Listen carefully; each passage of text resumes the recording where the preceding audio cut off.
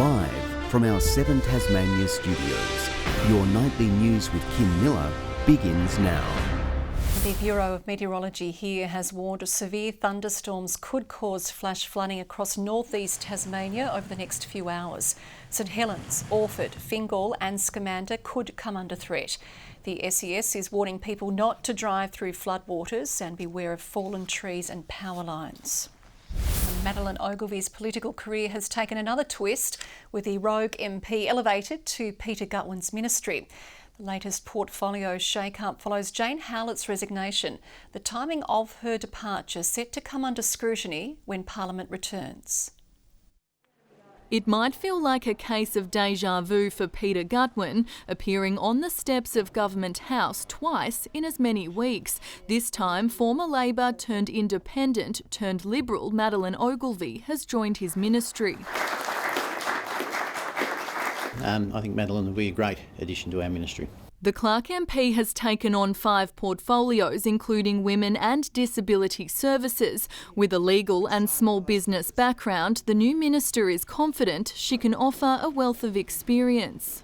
I'm an unusual character in that regard, but I'm looking forward to bringing some experience to the table. The portfolio shake-up was triggered by Jane Howlett's shock resignation. Labor will use question time to focus on her departure from the ministry when Parliament returns. There are serious questions for this Premier around the circumstances around which Jane Howlett left his cabinet, the second minister to leave just this year, forcing the third reshuffle in a year. The Greens are vowing to focus on issues faced by everyday Tasmanians. Scrutinising the Premier's COVID response will be on their main agenda. He's got ministers falling like flies. He's having to scrape the bottom of the barrel to fill his cabinet, and we don't think he's paying enough attention to those big issues that Tasmanians are worried about. Peter Gutwein will deliver his annual State of the State address tomorrow, and navigating COVID will remain a key part of his government's plan to rebuild the economy. I look forward very much to this year with confidence and optimism. There will be a fresh face on the state government benches tomorrow when new member for Bass Lara Alexander sits in the House of Assembly for the first time. AINSLEY, KOCH, 7 Tasmania News. Tasmania has recorded 734 new COVID cases today, a slight increase from yesterday. 11 people remain in hospital with the virus. There have been no new deaths overnight and no patients are receiving treatment in ICU.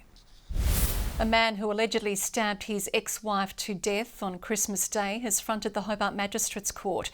Charged with murder, Darren Wake is yet to enter a plea. He has been remanded in custody and will reappear next month. Tasmania's Nursing and Midwifery Union has slammed the Department of Health for failing to attend the state's Industrial Commission today to discuss ongoing concerns about staff workloads. The possibility of strike action is looming as the union advises members to exercise their right to refuse overtime and double shifts. That there are actually concerns. The government seem more interested in trying to refute our members' claims and their concerns around safe staffing rather than coming to the table to actually address these concerns. The matter will now be relisted to address the concerns. There are more than 600 positions currently vacant in the state's major hospitals and mental health services. The state's landlord lobby group has welcomed a cut to land tax that will benefit tens of thousands of Tasmanians, but says there's still a long way to go. Some fork out more than double what others interstate are paying, but the Premier's adamant the reform will drive down the cost of living. There's been clear signs Tasmanians want land tax reform for some time. For years now, Tasmania's land tax structure has been completely out of date. It was built when Tassie was cheap, and that's no longer the case. A shake-up to that government structure has been announced today to offer a reprieve to the market. It's a step in the right direction. It does not go far enough. It's probably taken us to being double what our mainland counterparts are paying rather than triple. Under the changes, 70,000 Tasmanians could save up to $1,625 every year.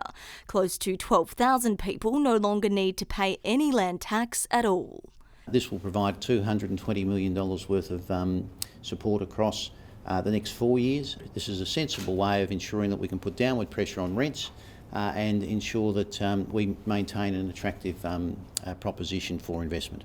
Economists back the move that sees the tax-free threshold kick in for properties worth more than $100,000. Which would then mean that there's more accommodation available, or make it easier for people to get into their own homes, so you alleviate some of that pressure on the rental market. The state's housing services hopeful it will ultimately drive down the cost of living. We need to get supply coming on board.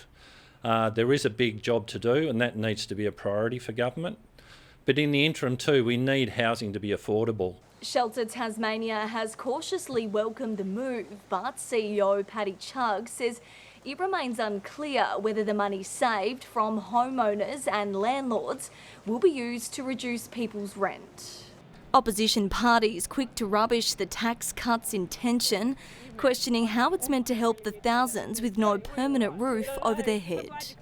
If they don't flow onto tenants, then it's not going to have any effect on the people who are struggling in today's housing market. This government created the housing and homelessness crisis. Grace Evans, 7 Tasmanian News. Tasmania's renewable energy backbone has helped launch a $100 million machine capable of computer processing at mind-boggling speeds. The groundbreaking system has the potential to become the largest of its kind in the country, while also being the greenest. In a building once home to a meatworks is a machine now bringing home the bacon for its tech investors. It's called the Supercloud, a giant brain able to process graphics at speeds a normal computer could only dream of. Our challenge was to host those in a way that was more sustainable than had been possible in the past. Its developer FIRMUS chose Launceston for its $100 million project because of its cool climate and connection to clean energy. Because computer processing at this level chews a lot of power and needs a lot of cooling. If we hadn't invested in the energy efficient technology, we wouldn't be able to do this sustainably or at low cost. And part of the secret is in these oily baths. This byproduct of gas production keeps the equipment cool enough to run under intense pressure. With the oil pushing all the heat to the surface, the temperature in here is extremely hot, sitting at 42 degrees. But using the oil is 1,000 times more effective than the old school system of air conditioning. The Hobart City Council is among the first to use the system, processing hundreds of thousands of drone images of the city. And if we do that on our own computers, on a laptop, it would take us a year, but up here we can do it in hours. And there's room to grow. In time, Launceston will overtake Canberra as home to the nation's biggest supercomputer. Australia's largest supercomputer today, 9 petaflop. This next data hall that we're building here is the greenest in the world, is the most energy efficient in the world, and it can host up to about 500 petaflop of capacity. That's a lot to think through. Tom Johnson, 7 Tasmania News. And a new stadium in Hobart is still under consideration after former Hawthorn coach Alastair Clarkson's one-on-one with the Premier. Clarkson is advocating for the arena as Tasmania's case for an AFL team builds. In terms of a stadium, I believe that we should be aspirational. And as I've said, the report a couple of years ago indicated that a stadium should be a key part of our thinking moving forward. Clarkson recently went on a fact-finding mission looking at the latest stadiums being built in the United States. After a sellout inaugural year, the Australian Wooden Boat Festival Group is bringing back the successful Maritime Trail event. It's designed to promote the state's naval history through tours and sails.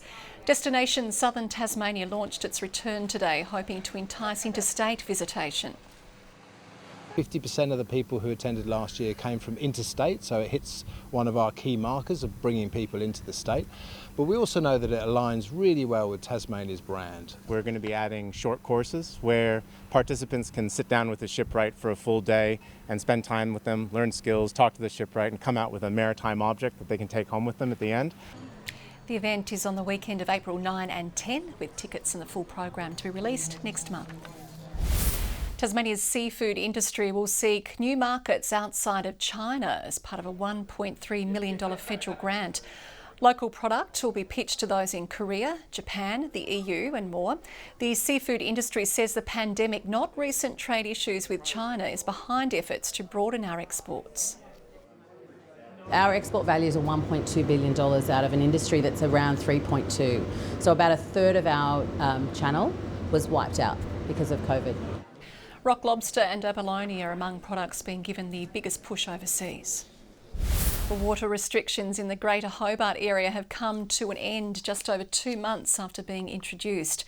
The Stage 1 restrictions were put in place after heavy rainfall impacted the quality of Hobart's water supply in the lead up to summer. TasWater has thanked residents for complying to the measures and is encouraging everyone to continue to use water wisely throughout the year.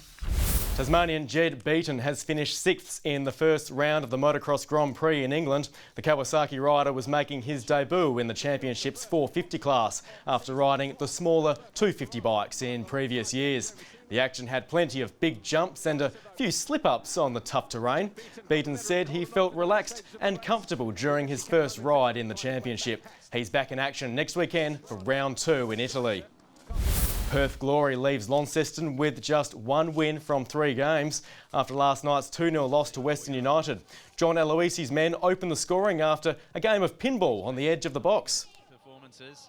Back at it again. Prijovic tries to snap, still with Topo Stanley. Now Prijovic, one-on-one with Reddy, tucks it into the bottom corner, and Western United will have a 1-goal advantage. Dylan Piraeus extended the lead with his first goal of the season. Western United has jumped to the top of the A-League ladder and will play again in Launceston later this season. Good evening. Well, there was no red carpet, no beers or bubbles, but despite that, I'm happy to be back for a little while anyway. Well, it was wet over the east and fine over the west today. Strawn our top with 29 degrees, Hobart 20, Launceston and Devonport 26 and Burnie 25 degrees. Smithton recorded 28, Flinders Island 26 today, King Island and Low Head 25, Bushy Park 22 and St Helens 21, Grove 20 and Friendly Beaches 19. And Friendly Beaches also recorded 42 millimetres of rain in the 6 hours to 3 p.m. due to that massive cloud which sort of concentrated over the east coast today. Thunderstorms over the northeast continue this evening. More cloud crossed northwest Victoria and western New South Wales, and of course all the activity still there over the eastern seaboard. Tomorrow a high will sit to our southeast with a trough off our northwest corner, several troughs over the mainland, and another low develops off the New South Wales Queensland coast. East and northeast winds picking up to 20 to 30 knots through Bass Strait and over the far south, lighter winds over the inland lakes. Strong wind warning for the coastline for the far northwest coast, central north coast, Banks Strait, Franklin Sound, east of Flinders Island, the southeast coast and also the southwest coast. Hobart tomorrow 21 with a few showers, 21 for Adventure Bay and a shower or two for Tarraleah, 22 the maximum. Launceston 25, a humid day, showery, 80% chance, 90% chance of a shower for Devonport, 23 the top and 25 the high for Bridport. Burnie, showers and wind, 21 degrees, 27 for Strawn, a humid day with a shower and 24 degrees for Marrawar. While for St Helens, rain 19, rain for Swansea 19 and 24 for Whitemark, a shower or two a bit warmer. There's the UV at 8 tomorrow, still just in the very high range. On Wednesday, rain about the east again and southeast with humid partly cloudy weather prevailing elsewhere. Thursday now and more wet weather for the east coast, however a humid and mostly sunny day in Strawn. Showers creeping over a few more districts on Friday, a partly cloudy 27 in Hobart. Possible storm over Darwin, partly cloudy for Perth, a possible shower in Adelaide, maybe a storm for Melbourne as well, 26 there. Rain and heavy falls heading for Sydney, partly cloudy for the clean-up in Brisbane tomorrow. Cloudy at the moment here, 18 in Hobart, 21 in Launceston, Devonport cloudy and 23 degrees. Well, I did get through it. And Kim, what about you? You thought I'd retired. I just love that look of disappointment on your face when I rolled in tonight. Come on, you missed us. You'll never go. Thanks, Murph. That is all your news for this evening. We'll be back later with updates. Thanks for your company tonight. Good